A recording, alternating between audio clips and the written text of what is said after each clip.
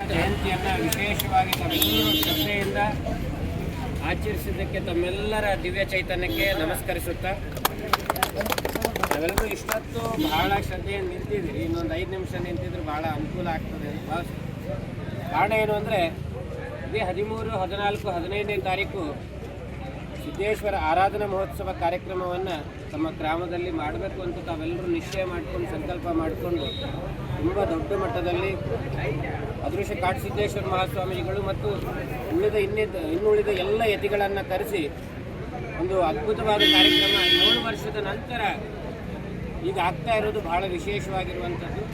ಆದರೆ ಇವತ್ತು ಭಾಳ ವಿಶೇಷ ಹೇಗದ ಅಂದರೆ, 12ನೇ ಶತಮಾನದಲ್ಲಿ ಎಲ್ಲರನ್ನೂ ಒಟ್ಟುಗೂಡಿಸ್ಕೊಂಡು ಸಮಾನತೆಯನ್ನು ಸಾರಿದಂಥ ವಿಶ್ವಕ್ಕೆ ಮೊದಲ ಬಾರಿಗೆ ವಿಶ್ವ ನಾಯಕ ಎಂದು ಅನಿಸ್ಕೊಂಡಂಥ ಬಸವೇಶ್ವರ ಜಯಂತಿಯನ್ನು ನಾವೆಲ್ಲರೂ ಆಚರಿಸ್ತಾ ಇರೋದು ಭಾಳ ಸಂತೋಷದ ವಿಷಯ.